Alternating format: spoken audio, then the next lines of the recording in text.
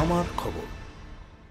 শুভ উদ্বোধন 14ই আগস্ট 2025 বৃহস্পতিবার সকাল 10:30টায় ভরত জুয়েলার্স সকলকে জানায় সাদর আমন্ত্রণ। কৃষিকাজের সঙ্গে ওতপ্রোতভাবে জড়িয়ে আবহাওয়া বা জলবায়ু সংক্রান্ত তথ্যাদি। তাই কবিগুরু রবীন্দ্রনাথ ঠাকুরের উদ্যোগে এবং বিজ্ঞানী প্রশান্তচন্দ্র মহলানবিশের প্রচেষ্টায় গড়ে উঠেছিল শ্রীনিকেতন আবহাওয়া দপ্তর, যা দক্ষিণবঙ্গের জন্য অত্যন্ত প্রাসঙ্গিক। 1930 সালের 15ই জুলাই এই আবহাওয়া দপ্তর স্থাপিত হয়। এবার 95 বছর পূর্তি হল আবহাওয়া দপ্তরের। যদিও উদ্বোধনের দিন শান্তিনিকেতনে ছিলেন না কবিগুরু, আইনস্টাইনের সঙ্গে সাক্ষাতের জন্য জার্মানি গিয়েছিলেন তিনি।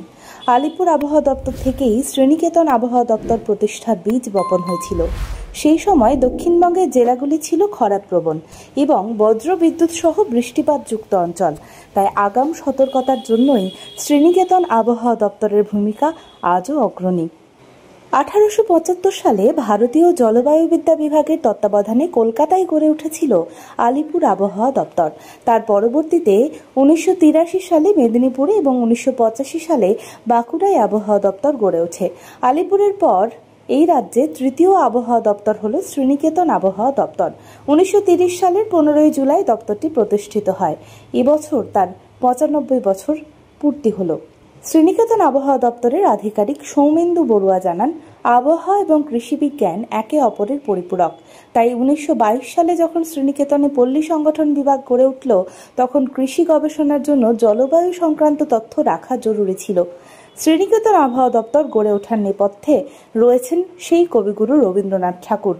কারণ বিজ্ঞানী প্রশান্তচন্দ্র মহলানবিশের সঙ্গে তার ঘনিষ্ঠতা, আত্মীয়তা খুবই গভীর ছিল।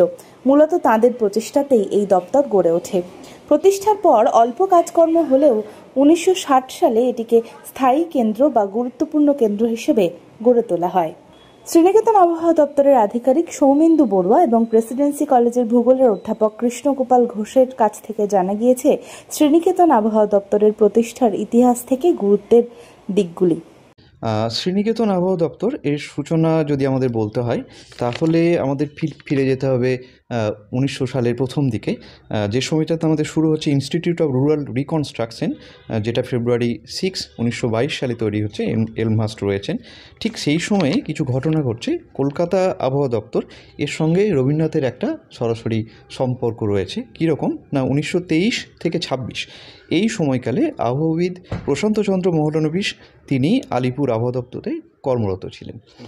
ওই সময়কালে প্রশান্তচন্দ্র মহলানবিশের যিনি ওয়াইফ, যাকে রানী মহলানবিশ বলা হতো, নির্মলা কুমারী দেবী, ওনার আতিথেয়তায় রবীন্দ্রনাথ আলিপুরে যেতেন এবং আলিপুরে উনি যেখানে আতিথেয়তা গ্রহণ করতেন, সেখানে উনি আমাদের রবীন্দ্রনাথ ঠাকুর ছিলেন এবং সেই সময়কালে ওনার কিছু লেখালেখি এবং সেখানকার কিছু নাটকের সঙ্গে অংশগ্রহণ করা বা তার সভাপতিত্ব করার কিছু রয়েছে। এবং আলিপুর আবহাওয়া দপ্তরে সেই সময়কালে একটি রবীন্দ্রনাথ থাকার যেখানে ছিলেন, সেটা বর্তমানে একটি মিউজিয়ামে রূপান্তর করা হয়েছে। এখন প্রশান্তচন্দ্র মহলানবিশ 1926 সালের পরবর্তীতে শান্তিনিকেতনের সঙ্গে ওনার একটা যোগসূত্র পাওয়া যাচ্ছে। যদি আমরা প্রতিষ্ঠা দেখি, বিভিন্ন আবহাওয়া দপ্তর যেটা আমাদের পশ্চিমবঙ্গকে দুটো আবহাওয়ার সাব ডিভিশনে, ইন্ডিয়ান মেট্রোলজিক্যাল ডিপার্টমেন্ট দুটো ভাগে ভাগ করে, একটা গাঙ্গেয় পশ্চিমবঙ্গ আর একটা সাব হিমালয়ান ওয়েস্ট বেঙ্গল। তো গাঙ্গেয় পশ্চিমবঙ্গের যে আবহাওয়া দপ্তরগুলো প্রতিষ্ঠা হয়েছিল, শ্রীনিকেতন প্রতিষ্ঠার পূর্ববর্তীকালে পশ্চিম মেদিনীপুর 1883 এবং 1885 বাঁকুড়া, এই সময়টার তৃতীয় যেটা আবহাওয়া দপ্তর তৈরি হলো, সেটা হচ্ছে শ্রীনিকেতন মেট্রোলজিক্যাল অফিস, যেটার সময়কাল হচ্ছে 15 জুলাই 1930। অর্থাৎ ঠিক হলকর্ষণ উৎসব যদি এখন দেখি, বর্তমানে হলকর্ষণ উৎসব অনুষ্ঠিত হয় মূলত 22শে শ্রাবণ এবং 23শে শ্রাবণের সময়তে, কিন্তু সেই সময়টাতে 1928 সালে 14 জুলাই হতো হলকর্ষণ এবং 14 জুলাই হতো বৃক্ষরোপণ এবং ঠিক তার পরের দিন 15 জুলাই হতো হলকর্ষণ। তো 1930 সালে হলকর্ষণের দিনে আমরা পাচ্ছি যে শ্রীনিকেতন আবহাওয়া দপ্তর প্রতিষ্ঠা হচ্ছে। অ্যাকচুয়ালি আমরা সবাই জানি যে রবীন্দ্রনাথ ঠাকুর ছিলেন প্রচণ্ড পরিমাণে প্রকৃতিপ্রেমী এবং উনি জলবায়ুবিদ্যা বা এসবের দিকে প্রচণ্ড রকম ওনার ইন্টারেস্ট ছিল। তো ওনার সাথে প্রশান্তচন্দ্র মহলানবিশ যিনি ছিলেন, আমরা সবাই তাকে আইএসআইয়ের প্রতিষ্ঠাতা হিসেবে জানি, কিন্তু এর পিছনে ওনার আরেকটা পরিচয় ছিল, যেটা হচ্ছে 1923 সাল থেকে 1928 সাল অবধি প্রশান্তচন্দ্র মহলানবিশ ছিলেন ইন্ডিয়া মেটেরোলজিক্যাল ডিপার্টমেন্টের সুপারিনটেনডেন্ট মেটেরোলজিস্ট। তো সেই সময় রবীন্দ্রনাথ ঠাকুরের সাথে ওনার পরিচয় হয়। তো তারা আলিপুরের আবহাওয়া দপ্তরে তখন তারা মানে অনেক গল্প করেন, ওখানে রবীন্দ্রনাথ অনেক দিন ধরে থাকেন, এবং রবীন্দ্রনাথ যে ঘরে থাকতেন সেই ঘরে এখন সেখানে মিউজিয়ামও হয়েছে। তো সেই সময় তখন রবীন্দ্রনাথ যখন দেখলেন যে হ্যাঁ, এরকম আবহাওয়ার ব্যাপারটা অনেকটা কৃষি বিজ্ঞানের ওপর অনেকটা এটা এফেক্ট করে, তো মানে কৃষি বিজ্ঞানকে নিয়ে চলতে গেলে আবহাওয়া যদি না জানা যায় কৃষি বিজ্ঞান কখনো এগোবে না। তো এবং সেই সময় 1922 সালে তিনি এখানে পল্লী সংগঠনের গঠনের কাজ শুরু করেন, এখানকার গরিব চাষিদেরকে নিয়ে, যেটা আমরা এখন পিএসবি হিসেবে জানি, বিশ্বভারতী। তো সেটা 1922 সালে সংগঠিত হয়। এখন ব্যাপারটা কী হলো, তখন রবীন্দ্রনাথ দেখলেন যে যেহেতু কৃষির ব্যাপার নিয়ে উনিও খুব তৎপর হয়ে উঠেছেন, তো এবং প্রশান্তচন্দ্র মহলানবিশের সাথে উনি যখন থেকেই আবহাওয়ার ব্যাপারে অনেক কিছু জানেন, তখন ওনার মনে হয়েছে যে তাহলে এই শান্তিনিকেতন বেসড যদি একটা আবহাওয়ার অফিস খোলা হয়, তাহলে সেটা ওনার পল্লী সংগঠনের যে কাজ আছে সেইটাকে ত্বরান্বিত করবে। তো সেই হিসাবটা করে উনি তখন 1930 সালে ওনার প্রচেষ্টাতে এইখানে একটা, যেটা আমরা জানি যে পার্ট টাইম অবজারভেটরি, সেটা প্রতিস্থাপন হয়।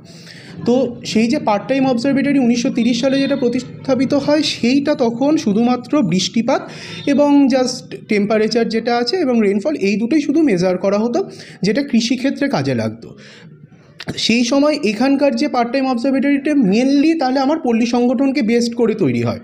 এবার কালক্রমে তারপর যখন ইন্ডিয়া মেটেরোলজিক্যাল ডিপার্টমেন্ট নিজেদের আরও উন্নতি করে, আমরা স্বাধীনতা পাই, তারপরে ইন্ডিয়া মেটেরোলজিক্যাল ডিপার্টমেন্ট বিকশিত হতে থাকে, তখন আইএমডি তখন ঠিক করে যেহেতু এখানে একটা অফিস আছে, এবং এটা আমরা বলতে পারি যে আলিপুরের পরে যদি কোনো অফিস থেকে থাকে সেটা হচ্ছে দ্বিতীয় হচ্ছে এটা পুরনো অফিস, যেহেতু 1930 সালে এটা স্থাপন হয়। তো তখন ইন্ডিয়া মেটেরোলজিক্যাল ডিপার্টমেন্ট এইটাকে 1960 খ্রিস্টাব্দে একটা ফুল টাইম অবজারভেটরি বা পার্মানেন্ট অবজারভেটরি হিসাবে এটাকে গণ্য করে। Advanced information and management status দিচ্ছে হোটেল এবং হসপিটালিটি অ্যাডমিনিস্ট্রেশনের উপর নানান কোর্স করার সুবর্ণ সুযোগ। BSc in hospitality and hotel administration degree কোর্সের পাশাপাশি হোটেল ম্যানেজমেন্টে সার্টিফিকেট, ডিপ্লোমা এবং অ্যাডভান্স ডিপ্লোমা কোর্সের সুবিধা রয়েছে। 100% চাকরির নিশ্চয়তা, স্কলারশিপ, স্টুডেন্ট ক্রেডিট কার্ডে পঠন পাঠন, AC classroom, paid internship, free laptop সহ আরও নানান সুযোগ। Zonal centre, Sagarbhanga, Durgapur 713211। বিস্তারিত জানতে যোগাযোগ করুন 9091999704 কিংবা 9091999706 এই নম্বরে। দেখতে চোখ রাখুন আমাদের ফেসবুক ও ইউটিউব চ্যানেলে।